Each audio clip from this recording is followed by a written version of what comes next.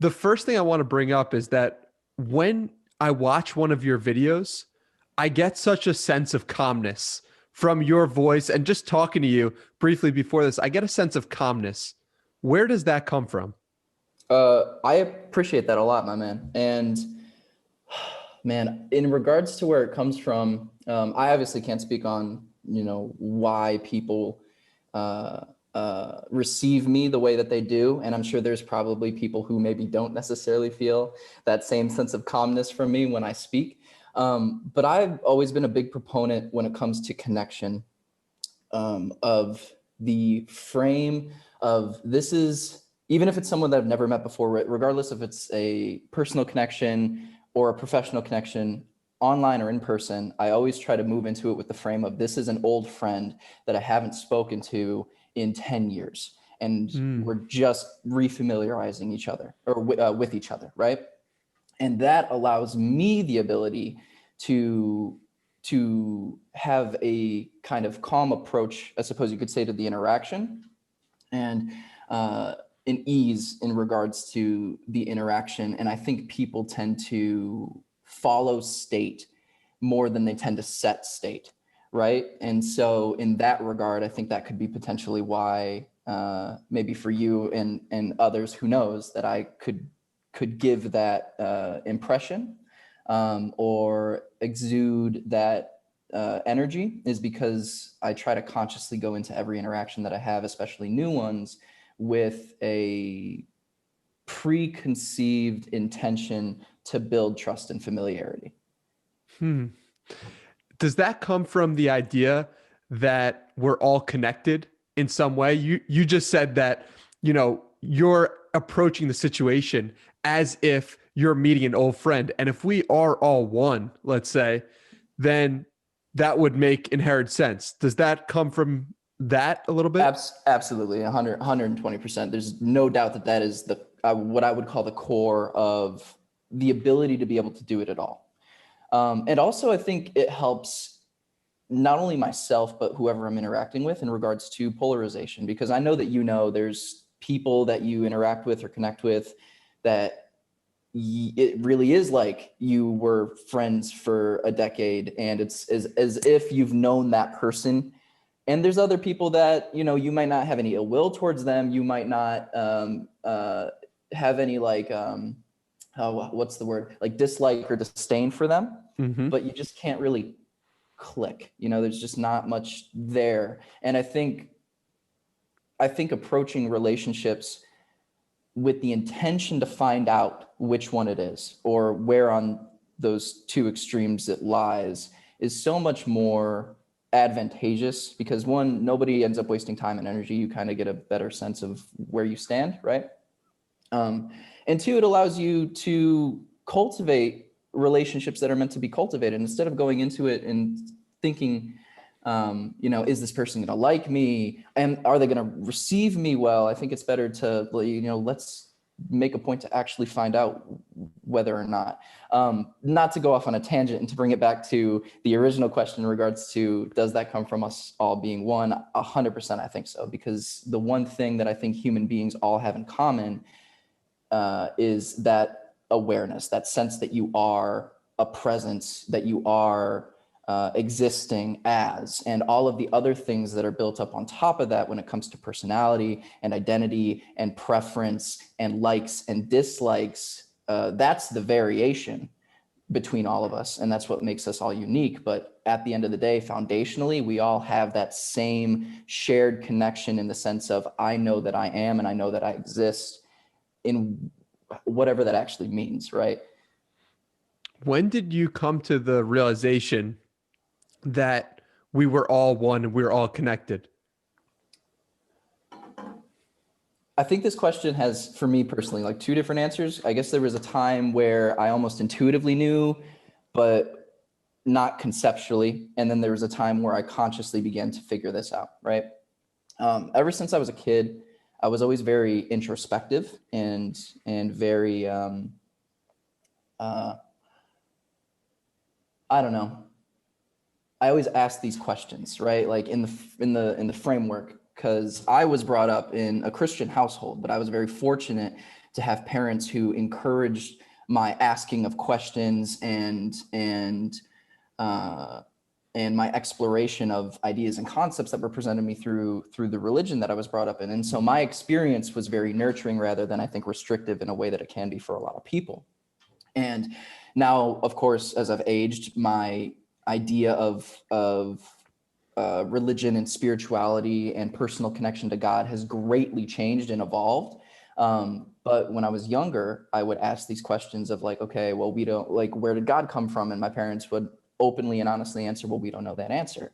And I would start to extrapolate, like, well, how old, and what does that mean for me, and what does that mean for us? And so when I was a child, even though I don't really conceptually understand because I was a kid, I had this intuitive sense, I think, at the time that there was something else happening here beyond just, all of this, right? And then I would say the conscious flip probably happened like 14 or 15 years old. I was at a point where, of course, at that age, I was concerned more with like what my peers thought of me and fitting in. And there was a time for a little bit where I felt like I didn't. But then there was a time after a couple of years where I really felt like I did. And I was getting along with people, and, people were open to me and receptive to me. And I had friends in all these different types of, groups and different cliques and such. And I still was feeling like there was something missing. And that brought me back to my spiritual center. And then, my junior year of high school, man, I basically intentionally scraped by with D's so that I could spend all of my time researching and learning more about our own connections with ourselves and each other, our own psychology, different spiritual practices and perspectives, and different cultures and the way that they engage with each other and themselves, and what it means to be self-aware, and what it means to be a fulfilled individual, and to strive for, I guess you could call, a state or a sense of completeness. And that has just continued to naturally evolve. And that is obviously now integrated into all that I do, all the content that you see from me online, all the work that I do, with my clients, all of that has kind of just woven into the fabric of not only the way that I live my own life and conduct my own self, but how I choose as consciously as I'm able to present myself into the world, right? Okay, so let's take it back to that junior year of high school when you're scraping by with D's. What are you studying exactly? What types of things are you exploring? And give us a sense for where you are and what you're going through. Sure. So I would say it was around that time frame where I first got introduced to the idea that thoughts are an energy that expands beyond us. And I remember when the idea was first presented to me, and I just came across it in my Googling, there was like, I'm sure you can probably attest to this. There are moments in your life where you can kind of pinpoint certain experiences where it was almost a before and after, right? It was life before when you were aware of that or had that experience, and then life after the fact. And this was one of those moments for me. It completely changed everything that I thought I knew. And when I came into this idea that thought is what brings us what it is that we end up experiencing, and when you are consciously aware of that and you move that thought into the world through the way in which you act, it changed my life, completely changed my life, and it continues to this day to change my life. And so really it was foundationally about that. I wanted to know as much as I could about that process and what that meant. And of course, that led me into Buddhism and Hinduism and Taoism and all of the other types of spiritual and religious traditions that really, for me, expanded and gave greater depth to my own personal relationship with God that I had originally in my Christianity, right? It wasn't restrictive to me. It was highly expansive. But it was ultimately all in pursuit of understanding on a greater degree, not only how thoughts create the reality in which we experience, but how we can utilize that in a way that allows us to be much more conscious in the approach that we have towards not only creating who we want to be as people, but the lives we want to experience as people. And then more importantly, the impact that we want that to have on the people that we connect with and come across, right?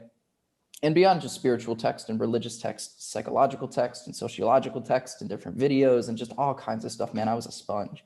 I'm still a sponge. But at that time, especially, like I said, I couldn't be bothered with homework or tests because I was like, I have to read this. This is what's important. This is what I need to know about. And that decision served me extremely well and continues to serve me exceptionally well. And I feel grateful every single day. And I'm sure you do also, being a young man, to understand and have that knowledge and perception coupled with youth and the energy that allows us to actually utilize it to, I think, a fuller extent. So you come across this realization that thoughts impact our reality in such a way. Now, what do you do with that? Yeah, that's the $1 million question, isn't it? Well, I also think it evolves in complexity in regards and nuance, because it's going to be a different answer for different people, right? But I think one thing that is consistently true is we all have internal energies within us, okay? And first and foremost, human beings are emotional creatures. We like to play at rationality. And I'm not saying or downplaying our rational capability, but we are emotion driven, because emotion is I would argue, the purest form of energy that we have that connection and access to. And it is what allows us, I think, to give. Someone can look at a painting and understand rationally what's going on within the painting. It's a picture of a person or a landscape, but it is the emotional charge connected with that rational observation that allows you to experience it in only the way that you can, through emotion, okay? So to take it back a little bit, emotional energy and mental energy, two primary forces that exist within us, okay? So when it comes to how do we utilize, most of us are living reactionary lives emotionally and unconscious lives when it comes to our rationality, right? So, and the work that I'm constantly doing on my own self and for my own self, and the way in which that I would argue I predominantly work with my clients, is getting people into a more conscious state with the way in which they observe internally, first and foremost, the emotional and mental energy, so that they can better respond to that energy and then transmute it in a conscious way, meaning that they choose how rather than reacting to, right? They give that into the world and then they provide that into the world. So one analogy that I like to think about it with is this. I'm under the belief that every single choice that we could make, from macro, big, life-changing, life-altering decisions to what am I going to eat next, they set ourselves on a certain trajectory towards the future, right? And we may never even consciously realize the shift or change. But if you have, let's say, 100 different possible paths presented to you at any moment, I think what the how comes down to is collapsing the amount of potential and all of the, let's say, 100 possibilities to maybe the 10 or 20 ideal possibilities and paths, and learning how to more consciously walk towards those in relation to what it is that you hold in your mind's eye for who you want to be as an individual and what you want to see happen for your life, and hopefully the people around you, the people that you love, and the people that you can touch through your message and your gifts. You mentioned coaching just now, that you're bringing on clients. And let's say a client's coming to you and is not conscious of their choices. What are the first few things you're talking to them and saying to them to get them to a more conscious approach? Sure. So one of the better ways I've always found And I'm again, like I really make an effort to only preach what I practice, right? Mhm. And this is one of the benefits of being a coach. And I don't think a lot of coaches and consultants would even mention this, but there will be times where I'll recommend things to my clients, and I'll come back to myself and be like, I'm not doing this to the degree that I'm suggesting they do it. So I need to up my game in regards to how I approach this, right? Which is extremely beneficial for me, and I appreciate. But to answer that question, I think one of the most effective means is your internal space is, I would argue, a lot like water. And when the pool is still and you can see through the water clearly, that allows you to see, I think, more accurately these ideals that we speak of, who we want to be, how we want to live. But most of the time, the water is churned and it's wavy, and so it's obscured, right? Another problem, using again this water analogy, if you are fishing, let's say, for certain ideas or insights, and you catch one, most of us don't put it anywhere, we just throw it back into the water. And why would we ever anticipate a fish that we catch to swim back to us, right? So I think it's so important to get everything that is happening internally, first and foremost, solidified and crystallized in some way. So either on paper or on video or recorded. Obviously, this is leaning into the benefit of journaling, but I don't think people really understand how important it is to get what you consider important and what's coming up intuitively and consciously internally. If we all decided to just write down all of our million dollar ideas that we have, how much more successful would we be in the long run, right? Just from capturing and making a point to capture. And I also find, and this is consistent with everybody that I work with, when I begin presenting these questions of, do you actually know who you want to be when you think about your ideal self? Because if you have everybody has an idea of their ideal life. Everybody has an idea of what their perfect life looks like. Okay, I can do this, I can go here, I can be with these people, I can have this partner, I have this level of financial freedom and location independence. And I ask the question, who is the person that has those things? Because if you were already that person, you would have that life. So there's clearly ways in which you are living as an individual that is not conducive to that life that you have as your ideal. So if you want to experience that ideal externally, you need to develop it intrinsically. And the very first step to developing it intrinsically is becoming aware of who that person is in the first place. You think about who you are currently, and you think about the ideal that you're striving for, and you're trying to close the gap between those two things. And the questions become, how do I need to think in order to bring myself into closer alignment with that ideal? How do I need to feel? And how do I need to emotionally respond to situations in order to bring myself into closer alignment with that ideal? How do I need to deal with challenge and obstacle? How do I need to interact with other people? What kind of value can I provide? How can I utilize my natural gifts with high value skills in order to create not only value in the world, but also find that intersection between deep fulfillment and objective applicability, right? And I think that is the key. So to simplify all this, it is a matter of crystallifying and solidifying, getting everything that comes up in you that is beneficial onto something that you can see in front of you, so that you can go through what is otherwise more emotionally driven, and temper it with your rational observation, so that you can begin to kind of connect those otherwise very obscure dots from who you currently are and the way you currently live to the person that you are striving to be and the life that you're striving to live in. I've always said that the level of success that you have in a personal and professional sense is tied intimately to your level of responsibility, that which you can handle. And your level of responsibility, that which you can handle, is intimately and directly tied to your response ability, how consciously you are able to act within the world.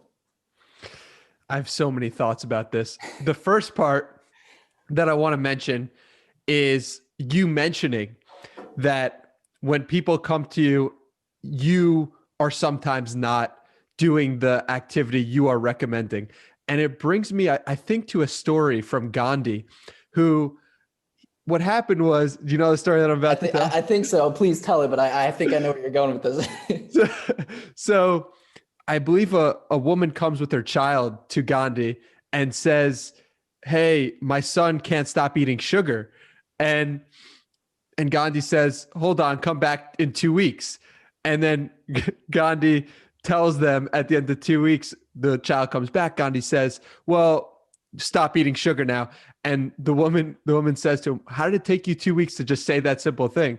And he's like, "Well, it took me 2 weeks to stop eating sugar. I had to do it first." Yeah, it's great. It's such a good one. Yeah. Go ahead. And the point is that just we sometimes need to, because someone expects us to know the answers, and sometimes we do know the answers, doesn't mean that we're applying it in every moment. And to recognize that we're not is a win in and of itself, because then we can start applying and we can start being conscious. To the other point, though, going to a different topic that you mentioned in what you were talking about last, is like, you were talking about how someone might not know who they are trying to be, and or they might know who they're trying to be, but at the same time they might feel as if that they're having trouble bridging that gap between who they want to be and who they are today. And my question to you is, how much of that do you think is from society, not society's painting a picture that they are not, that they don't actually know what they want because they haven't captured their own real thoughts? Sure. Because I'm just thinking in my own life back to the times when I thought I wanted something, but in reality, I didn't even know what I wanted because I hadn't spent any time listening to myself. Right. Long way of saying, but take that wherever you want to take it. Yeah, and I hear where you're coming from. Absolutely. It is difficult in today's day and age, especially because we are constantly connected and we are hyper aware of the way in which other people live their lives and the experiences that other people are having and the messages that they are perpetuating and the way they said, well, I got here by doing this, so you need to do this, right? Those kinds of things. So I get where you're coming from, and I 100% think that this is a true struggle for a lot of people. How do you separate the signal from the noise when there are so many voices constantly speaking in your ear from all of these different channels? How do you differentiate which one is actually yours, right? And it is difficult. And so I have a few suggestions in regards to this, right? First and foremost is unplug for a little bit and give yourself even 3 days of solitude away from your phone and away from other people. You'd be amazed at how much you can discover with yourself alone and a pen and a paper. So true. 100%. And it's always been true, right? And there's a reason that some of the greatest minds throughout all of history, at least that we have record of, have done some form of this kind of practice and exercise. Okay. Now let's say, for whatever reason, that's not possible for you. It probably almost certainly is. I mean, regardless of what you do or who you are, you can probably take about 3 days, but I digress. I think one of the better places to start is determining what your own values are in regards to, okay, who do I represent as an individual? And this comes down to integrity. Who are you when nobody else is around and nobody else is looking, right? Identifying those aspects. And I would probably, for simplicity's sake, let's say, go ahead and list it, no more than 10 values that you have, okay? And then from that point, you extrapolate the ways in which those values might manifest in your life, how you present them to the world, and what you expect to achieve as a result of those values. So I'll give you a perfect example of this, okay? I absolutely see nothing wrong with gaining personal wealth and personal abundance in a materialistic sense, okay? Because I am under the belief that something like money is a neutral force. In the same way that I believe technology is a neutral force. It inherently has no will or consciousness of its own and no predisposition towards the way in which it's used. The hands that decide to hold it determine the way in which it's colored, right? And the way in which it's utilized. And so for me personally, I know that I'm an individual with high integrity, strong value of mind. I know that fundamentally one of my most driving forces and goals is to make the world a better place than it was before I was in it, in whatever way that takes shape, and to take care of the people that I love. And so for me, I know that gaining material wealth as a result of those values will only allow me to create greater abundance for people outside of me. And that's essentially the only reason that I want it in the first place, right? Of course, I want personal freedom, and I want greater levels of financial freedom and location freedom, and having the opportunity to do cool things and go neat places. And of course, but ultimately, I just want to continue to serve to the highest degree that I'm able. And I recognize that in today's landscape, building wealth allows me to do that. Okay. And so the reason I use this as the example is because I think this makes the most sense for a lot of people, right? And so you have to define the values that you are going to represent, why you take action, and it should be tied to those values, and what you're going to do when you cultivate success through those values, however you choose to define it as an individual, okay? Because of course, money isn't the whole picture. It's barely a stroke on the painting in a lot of ways, but I digress. And then when it comes to amplifying signal and reducing noise, begin to look for people who personify to at least some degree or a high degree those values. And then Danny, I'll actually pass this off to you in regards to the experience of this, because I know that you know what I'm talking about. I guarantee you when you began looking at people, let's say like Gary Vaynerchuk, right? And some of the people that we mutually follow and engage with, let's say on Twitter, and whoever else you might watch YouTube videos of or consume the feeds of, that allowed you to become much clearer in your pursuit and allowed you, I would imagine, a stronger foundation from which to not only amplify your own self and your own message in the world, but gave you better tools for arranging, rearranging, and discovering who you are as an individual and who you're striving to become. Would you say that that's probably an accurate sentiment? Absolutely. And I think it comes down to people ask me, like, how do I get guests for the podcast? And I tell them, I think about who I consume. I think about what are the last 100 books that I purchased on Amazon. I think about who are the last 100 people that I go on their Twitter feed. And if you start thinking about it, people are worried like, oh, I don't want to reach out to people with big followings because that will seem like I'm trying to be someone. But for me, I look at it like I'm just inviting people on who I enjoy talking to. You, one of them who I could enjoy talking to, or if I've seen their brain before in action and I'm curious about it. How did this person come to be?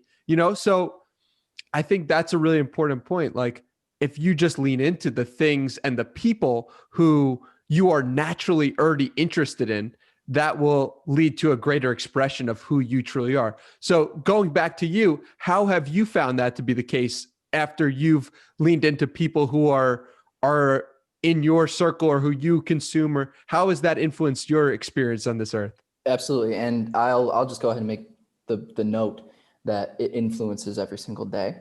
Let's say, for example, a lot of people will ask me, how do you make content? People that I work with, or just people that are messaging me or whatever it is, that are like, I want to, break out into space, XYZ. I want to go on this platform or that platform or whatever, but I don't know what to talk about. I don't know. I don't know. Right. And I always say, well, what do you consume? Mm-hmm. And they're just like, well, I watch XYZ videos and I read XYZ articles, etc. And I say, have you thought about leaning into that? Right. And a lot of the time they'll say like, it's like a switch, or they have an understanding of what it is that they're interested in, but they're consuming garbage content, and it has nothing to do with what they're interested in. And so I'm going to bring it back, I think, to this, right? When I first started my brand, and mind you, I still look at my brand as Just starting. just starting, man. And it's just imagine a decade from now, Danny. Yeah, I can't I even know. begin to think about it, bro. But anyway, when I first started my brand, I had all of these thoughts in regards to what I could do or wanted to do, right? So I thought maybe I want to do like travel videography, and so that way I can, get put up in cool places for free, and that's an awesome way to do it. But and I experimented with it. I tried it, but I recognized that, like, while I like filming, right, not really my thing to learn it to this level, right? That wasn't it for me. Okay, and then I thought to myself, well, maybe I could do some form of like vlogging, and this was way early. And I was like, I don't want to spend every day trying to figure out what the next thing I'm going to do is. And I'm not really looking to entertain in a purely entertainment sense. For some people, that is all the way what they love. And I encourage them to chase that, right? But it just wasn't it for me. And I was thinking to myself, okay, what am I going to represent here?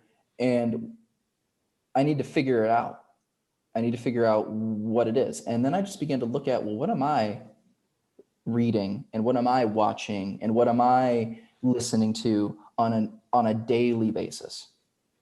And it was all self-improvement style content, and it was all self-optimization and things about productivity and spirituality and psychology, all of these things that, again, you now see from me in my brand.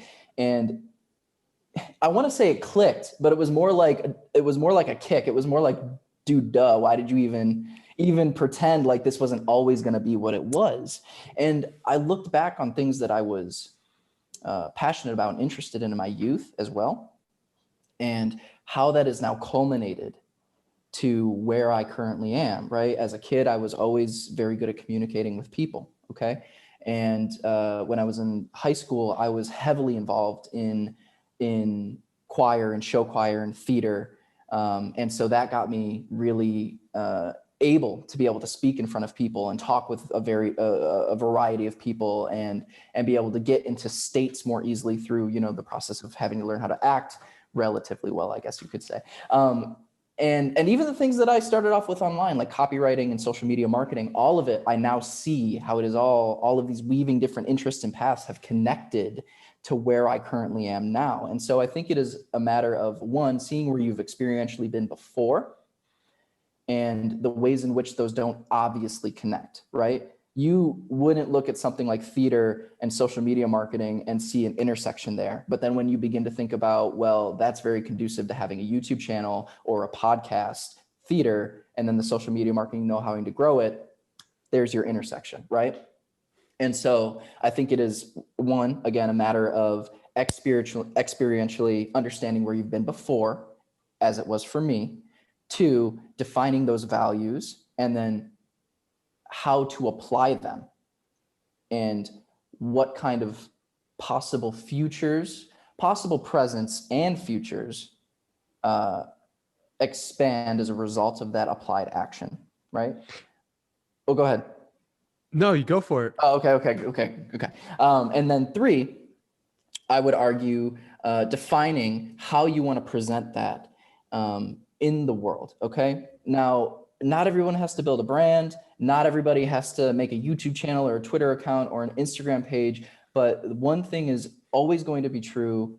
You were given every single person listening to this, to your listener, specifically, I'm talking to you, the individual listening to this right now. You have gifts that you were given and strengths that are predispositioned, meaning that they are just innate within you. And I'm going to go out on a limb and say you have some understanding of what those are. It's a matter of combining that with skill sets, either through entrepreneurship or starting a business or getting a job or whatever it is that is your path. Finding ways in which you can utilize that to create freedom for yourself in however way you define it, and fulfillment and purpose in your life. You need to be highly fulfilled by what it is that you're doing. And if you can meet yourself on that intersection, you can't be stopped. Nothing can stop you because you'll always be moving continuously through every single setback and every single challenge, closer and closer and closer towards that ideal. I love how you mentioned in the beginning of that how you first thought about maybe I want to be a travel vlogger and then I just want to be a vlogger, because I think you only get to the place of realizing that the dots connect going backwards by trying things and 100%. experimenting. And it's like you need to do things and be in the arena in order to say to yourself, oh, this all makes sense now. And you need to try a lot of things, and you need to not be scared of failure and not be scared of what other people are going to think. Because if you are, then you're going to say to yourself, oh, I'm not going to try this because someone says that. And I think for me, that was a process of growing older, maturing, learning more about myself. For you, were you ever scared of what others thought about you in any sense, or were you always just true to yourself or feeling I yourself? mean, yes, of course. There, especially when I was younger, right? Mm-hmm. Fear of what peers think and the way in which you present yourself. I don't know if I would call it so much fear anymore Mm-hmm. in regards to like being scared of what people think of me, because I'm not, because Yeah, I just choose to show up as the person that I am. And if you resonate with me, that's excellent. And if you don't resonate with me, that's excellent too, because I that means you get me out of the way and you get to find whoever it is that you actually resonate with. I say that all the time. Yeah, I mean it's huge, man. And the pie is so big now, Danny, and there's enough for everybody to eat.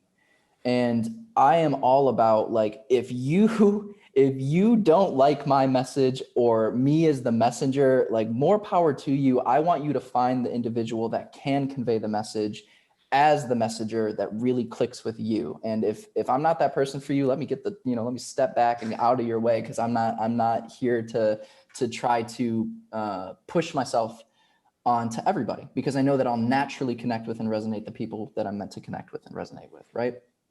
Um, that being said, I'd like to make a note on, I think, the difference in regards to transparency and vulnerability, right?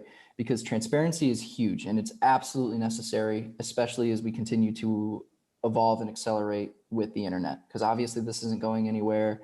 Billions of more people are going to come online inside of a decade, much sooner probably. And so transparency is going to become more and more and more valuable I don't want necessarily use the word commodity, but for lack of a better terminology, it is.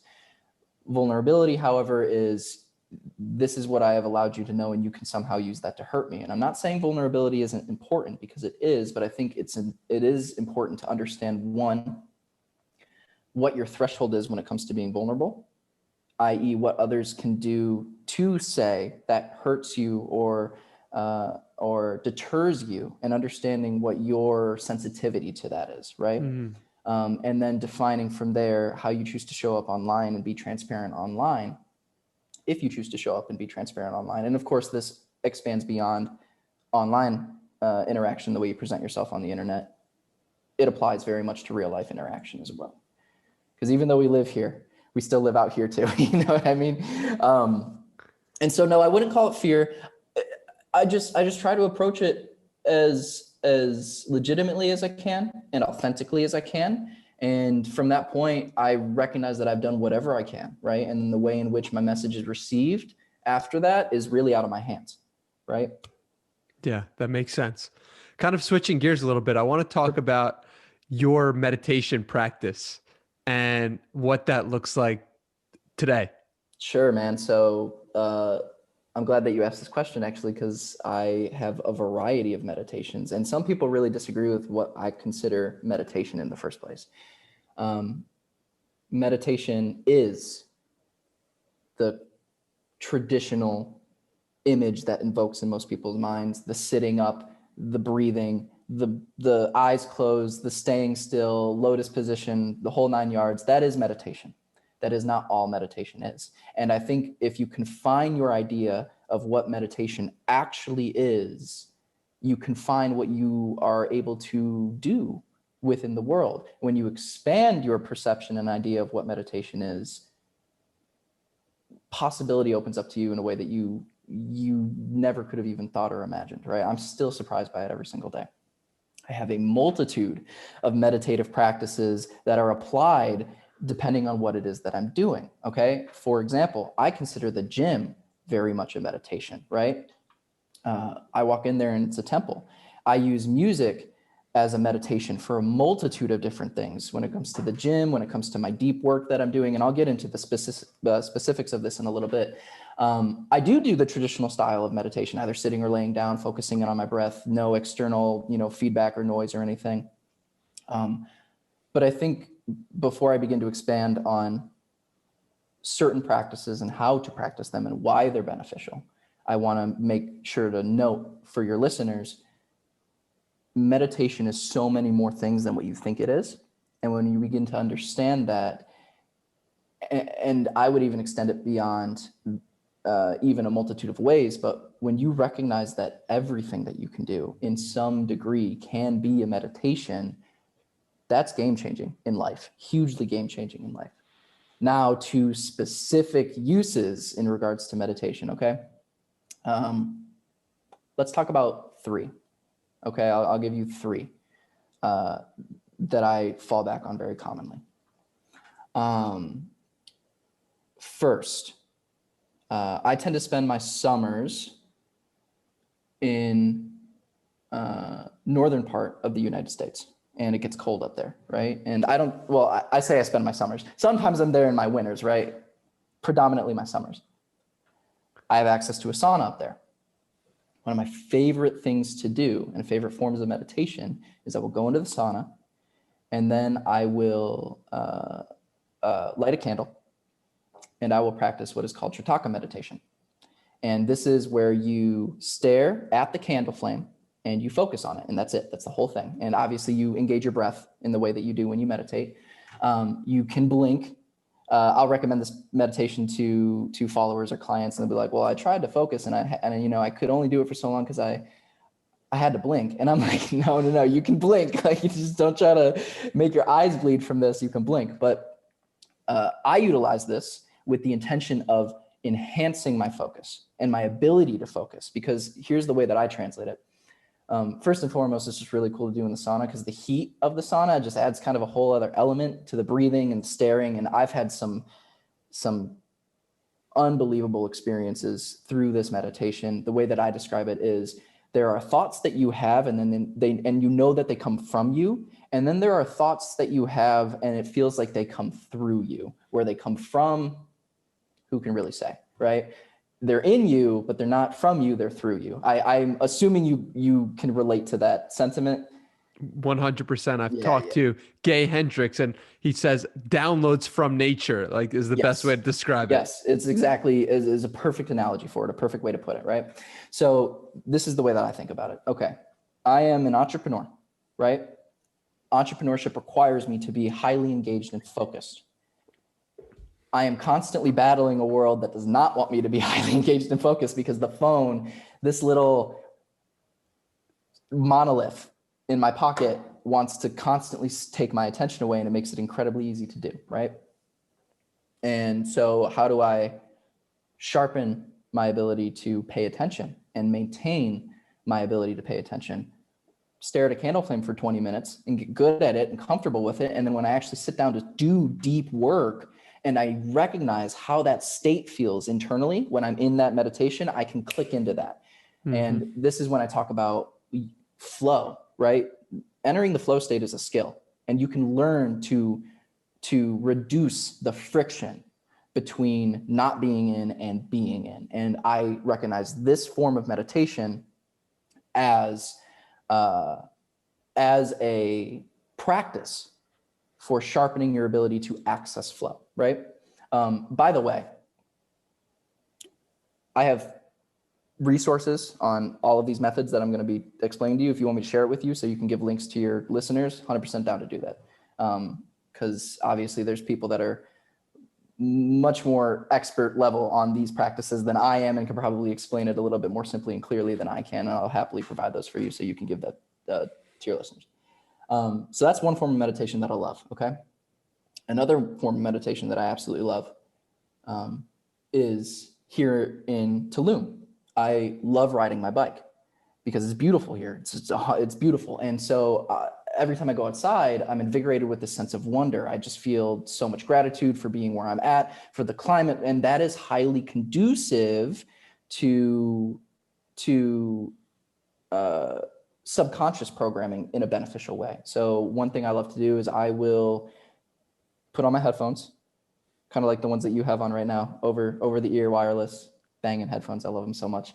But I'll put them on, and then I'll put on some form of affirmation video or double induction video. And for those who may not understand what that is, it's double speak. So it's like I am XYZ, and then before they finish that first sentence, then immediately I am this statement comes. So they overlap with each other. And the reason that that is beneficial is because it bypasses a lot of the conscious processing and goes straight to the subconscious mind, right?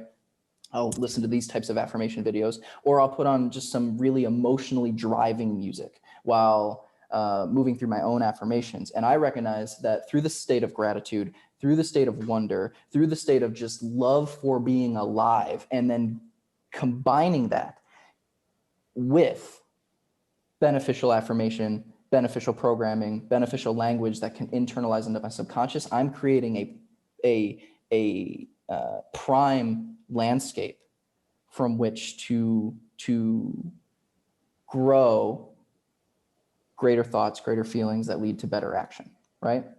So that's another form of meditation that I absolutely love. And then the third form of meditation that I'm going to talk about is actually the process of taking what is otherwise perceived as negative emotion, sadness, anger, frustration, anxiety, stress, all of these feelings that we're all familiar with and that most of us deal with in a reactionary sense. This form of meditation allows you to respond to those emotions and utilize them in a way that is beneficial for you. Whenever I feel angry or frustrated or anxious, I will go hypno mode at the gym, right? And I allow all of that tension in my body energetically to move through my being into the weights. And that ultimately benefits me, not only my physical health in the long term, but my mental and emotional state in the short term, right? And I use the same kind of practice. I'll usually loop like 3 songs in the gym and just let them become kind of like just this hypnotic, I guess you could say, rhythms. And I just allow myself to just kind of get lost in that, right? I think this is part of the reason that like so many spiritual traditions incorporate, drums and rattles and music and sound in their practices and their tradition, because it's one of the most powerful ways in which to bring yourself into a state of, I guess you could say, singular awareness, right? Music is so powerful. And to think Crazy. that just in the last, I don't know, 100 years, people were hearing music that wasn't present to them in the moment for the first time. And we are so grateful to be able to hear music that isn't directly in front of us. I think it's one of those things that's underrated and underappreciated about life. So take us through some of the music that you listen to. What Oh are man. the tracks that you love that to go back to? Sure. I think I'll give more genres rather than specific tracks. And I Mm-hmm. also go ahead and give when I listen to it and that type of music and why, right? Sure. Because I being a musician myself, having been a Mm. musician myself, I have a deep appreciation for a wide variety of music. Yep. It's very rare for me to listen to something and actually not like it. It happens, I'll listen to a song and be like, it's not it. When I'm in the gym, I love, hard rap, hard rock. I'll listen to metal sometimes. I will make a point though. I always try to listen to music that has conducive lyrics. Mm. And what I mean by that is music that I feel amplifies me on a vibrational level rather than, because I know I like, a lot of the popular music is like, get money, get women. There's nothing wrong with that intrinsically, but I think the way in which we choose to listen to music, because music is very programming, because it brings you into a state unlike anything else can. And so I Mm-hmm. think it's important to be conscious of what you present into your awareness when it comes to music and the way in which that you are using music to improve your own self. To give a counterexample, Big Sean, probably my favorite rap artist of all time, because his lyrics are just top tier subconscious programming propaganda. You know, it's like his message is always just so, you the GOAT and you can make it happen. You know what I mean? So I digress, but hard rap in the gym, hard rock in the gym. I listen to some metal in the gym. When I sit down to do deep work, I usually include music. For some people that doesn't work, but when I do listen to music in the gym, it tends to be lyricless, when I'm doing deep work, not in the gym, but it tends to be lyricless, especially when I'm writing or doing something that is very mentally engaging. Synthwave got put on because of Twitter, and I get it. It's really cool. I'll listen to classical music sometimes. I will listen to piano covers of some of my favorite anime intros, because I'm a big anime nerd, and the music from it is beautiful, and people make awesome renditions of piano and guitar covers and things like that. So if I'm doing something that is highly mentally engaging on my end, especially when it comes to like language processing with writing, I can't listen to lyrics because they conflict, right? When I am out, let's say biking, I'll listen to things like Porter Robinson, really uplifting, very like wonder inducing is what I call it. Just very like almost wants to make you kind of cry in the way that it feels through your being, right? Those are the that's the type of music I'll listen to. Music that just really brings a sense of emotional weight with it. And that I find highly conducive to just well living, right? Because I look at music as not only as a form of entertainment, but such a powerful tool for self-improvement, cultivating greater self-awareness, entering states that you need to be in order to do things well. I mean, like, think about it. Every world champion fighter in the world or high performer in the world, before they go on, they're usually bumping tunes, is because they need that.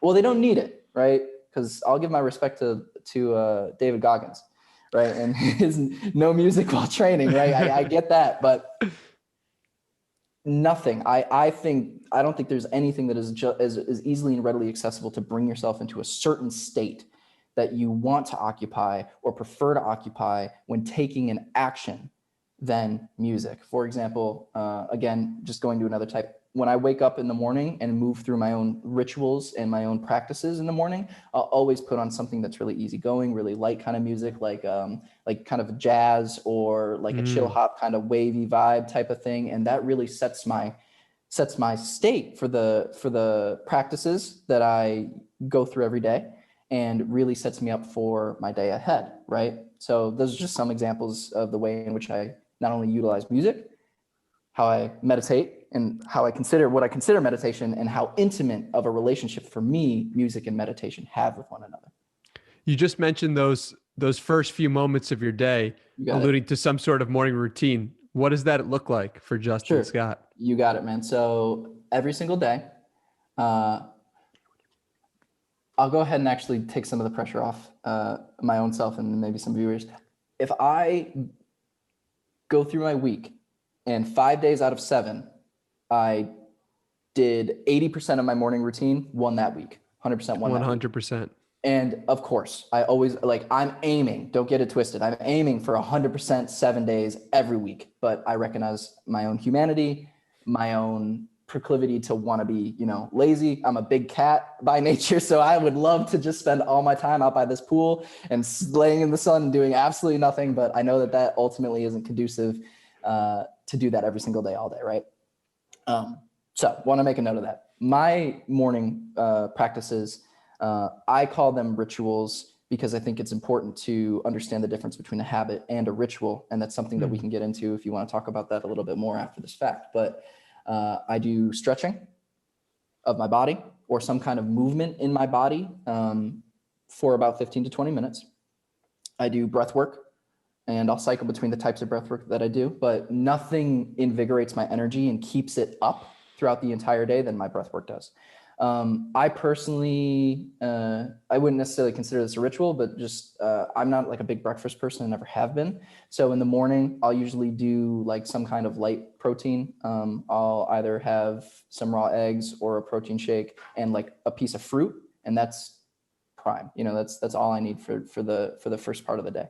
But anyway, so stretching, breath work. I always dedicate an allotted amount of time to learning. So I will actively study, meaning that I take notes on at least 5 pages of a book, nonfiction that I feel can benefit me, give me ideas for content, give me new insights, connect information that's currently not connected in my mind, things like that. Or anywhere from 15 to 20 minutes of like a podcast or a YouTube video or something along those lines. So stretching, breathing, taking time to actively study and learn. I take my supplementation. I'm not going to go ahead and, give too many recommendations, but, the standards like fish oil and vitamin D, and on top of a couple other things that I take every single day to help kind of just maintain my energy levels and my mood. Spanish lesson, which I'm still very not great at Spanish, but I am continuously getting, you're just gradually a little bit better, but I make a point to incorporate that. Let me just double check real quick to make sure that I'm not missing anything. I have all of this outlined on my own personal, just I guess you could say life organization system, because I like to maintain my mental energy for the task that I need to do on a given day. So meditation, stretch, breath work, my scrum and intentions. So I follow, are you familiar with scrum at all in sprint method? So this is, I don't want to go too in depth on this, because I could talk about this probably for like 40 minutes. And so, but basically it's a daily check-in with yourself when it comes to your productive work. What your intention is for the day in regards to what you want to accomplish, and how you did the day before. And you fill this in every day. And this is beneficial because it allows you to recognize patterns in your own behavior when it comes to your snags, like what you consistently do that keeps you in a state of low performance, and also your strengths, what you're consistently doing that's keeping you in a state of high performance. So again, it goes back to this conscious living, right? Being very acutely aware of the action that we take and the way we think and the way we engage, right? And then my intentions that I do every day, which I'll share these with you 100% all the way. So I always set I am grateful for what, and then for the day, I will set, I'm grateful for X, or Y or Z or whatever. A lot of the times it's the same thing, but I think it's important to acknowledge something to be grateful for before you really begin your day. What would make today great? An intention that I set for how I want to win the day. And as long as I experience this or give this to myself, usually I make it something in my control, sometimes not, I've won the day. The day was great, right? Sometimes it's as simple as going to the gym and getting a good workout, getting 2 hours of really conscious, deep focus work on this project that I'm currently working on. And then what am I embodying today? I'll reference how I woke up feeling. Like if I'm feeling on top and high energy, I'm embodying something like vibrance or prosperity or just abundance, right? But if I woke up and I'm like, man, today's not it, I'll be like resiliency or embodying calm or fluidity, flexibility, something that allows me to move through waking up on that wrong side of the bed a little bit more easily. And then at the end of the day, I'll follow up with what was special about today. So I had what I thought would make today great, but then I want to reference the actual day and acknowledge what I felt was special within that day. And then how could I have made today better? Because every single day, shouldn't say every day. There are some days where I'm like, man, I killed it. There's nothing I could have done to make today better. It was great. But, almost every day, there's always a little something that I feel like I could have done to improve or make it better. So just to make sure I ran through them all. Meditation. And a meditation practice in the morning. Usually this is more the traditional style. I'll sit or I will lay. Sometimes I will combine my breathwork practice with my meditative practice. So I'll perform the breath work and then I'll allow myself to remain in position and go with like 10 or 15 minutes of meditation. So meditation, stretching plus breathing, my scrum and intentions, my active studying, Spanish lesson, and then I'll take my supplements. And then that's the whole day, it sounds like, or the whole framework for setting the day, it sounds like a lot, about an hour, give or Yeah. take, to get through all of it. And if you do that 5 out of 7 days, you're winning 5 out of 7 days before the day has even started. You got it, man. So That's exactly it. what an incredible way to approach life. What about for the end of the day? Do you have any specific wind down routines you can share with us? You know it, bro. I have my morning activation and my solar activation and my lunar activation. And for the evening, it's much more low key because you're winding down. So I'll follow up with my intentions, right? Those last two. What was special about today? What could I have done to make today better? I'll review my lever moving tasks for the day, see where I got with those, see if I'm biting off more than I can chew, see if I can take on more, just kind of coordinating with myself how things are performing within that day and how that relates to the week, right? I'll do another session of stretching and breathing. Usually instead of 10 or 15 minutes, I'll sometimes only spend like 5 minutes here, right? Just consciously moving in my body, consciously bringing my attention to my breath to bring myself kind of down to move into a sleep state. And then I have some nighttime supplementation that I do as well. And that's it for the evening. Everything else is just kind of extra from there. I will engage, especially recently, because I will be fully transparent and say that sleep has always been a difficult thing for me. I'm like always have trended more towards wanting to stay up till 3 or 4 a.m.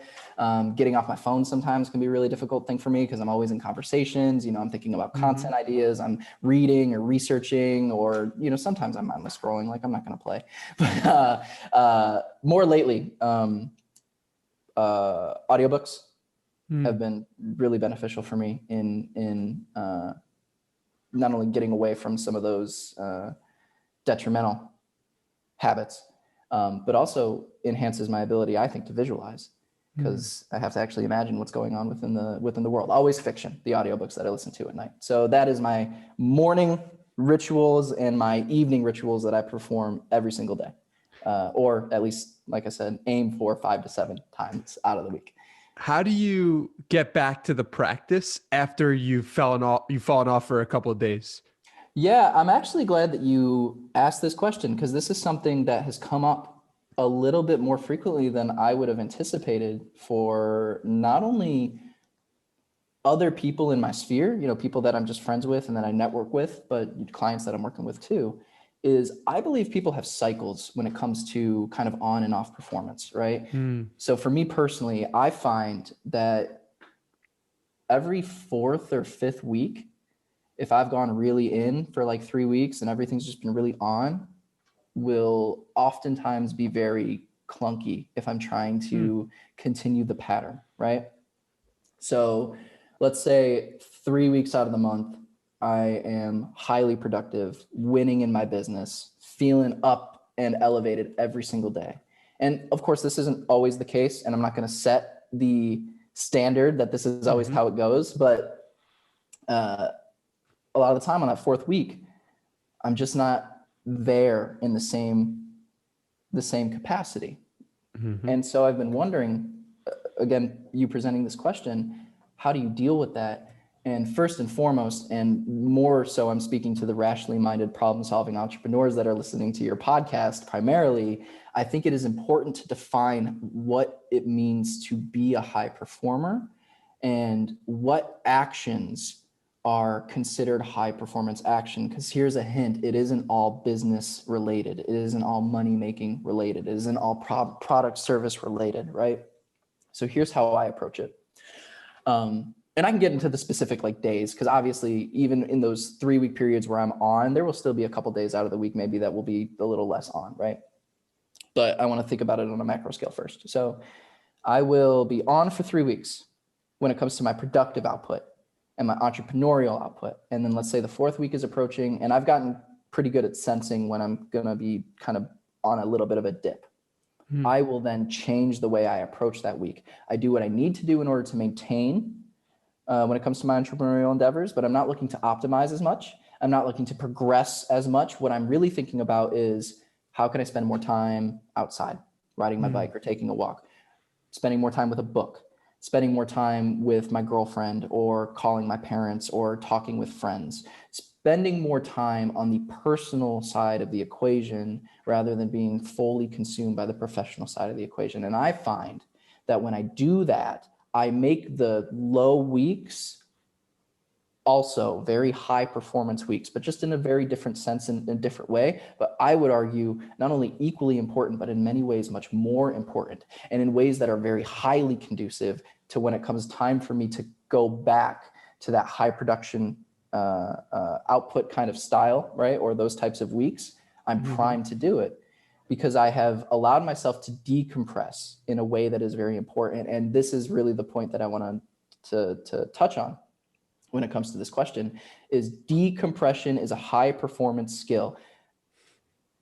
100%. Yes, there are some people that are freaks who can just go 25-8, fingers don't go to the bone, eyes don't bleed. They just got to keep getting it and getting it and getting it and getting it. And if that is you, lean into that all the way. But most of us, we have ceilings and are more subject to burnout. And we need to understand that not only is decompression important because it reserves our energy and replenishes our energy, not our enemies, our energy, but allows time for the information that we've processed, the experiences that we've had, the progress that we've made. It allows it time to integrate into our being and also give potential clarity and insight that we would not have otherwise had if we were constantly in the state of compression and onness, right? Like some of the better ideas I have are in the shower. Why? It's because I'm decompressing. I'm not thinking about work, and I'm not thinking of being productive, and I'm not thinking of optimizing myself in my life. I'm taking a shower. Or when I'm out on my bike or taking a walk, boom, it'll just come. And it's because I'm not giving all of my attention and awareness to that productive state, that state that is conducive to problem solving and creating.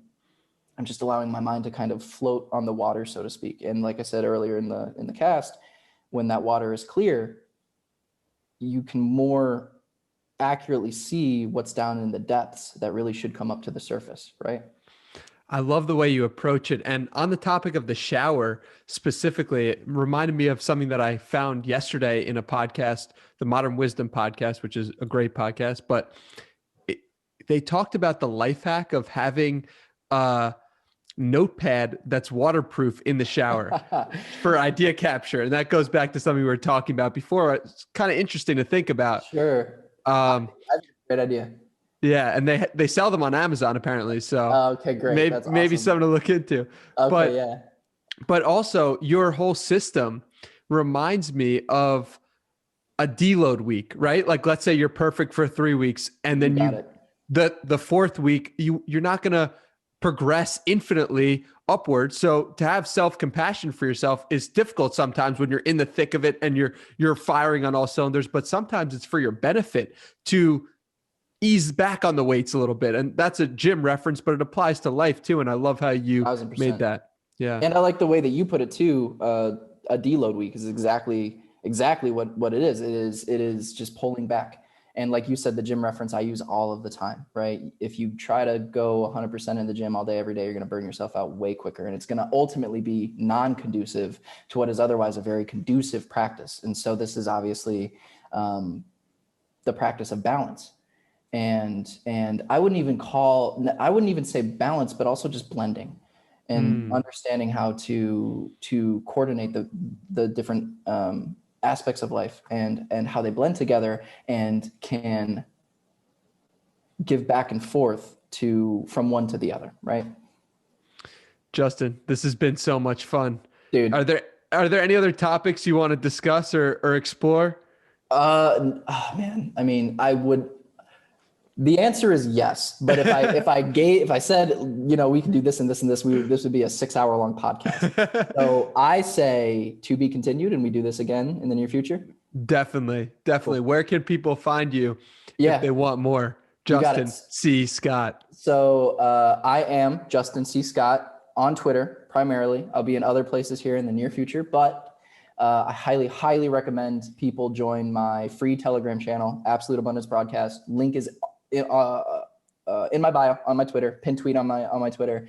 I've been having so much fun with this Telegram channel. Everybody in it is absolutely loving it. We're almost to 1,500 subscribers. Wow. So hopefully we continue to progress that and bring people in, because like I said, I'm having a blast with sharing things that I'm only sharing in that channel and for those subscribers. So those are the two primary places that I think that they should look for me. Awesome. And those will be in the show notes at dannymiranda.com/podcast. Thank you, Justin, for taking the time. I really appreciate you. And this has been so much fun. Likewise, Danny. Thank you, my brother.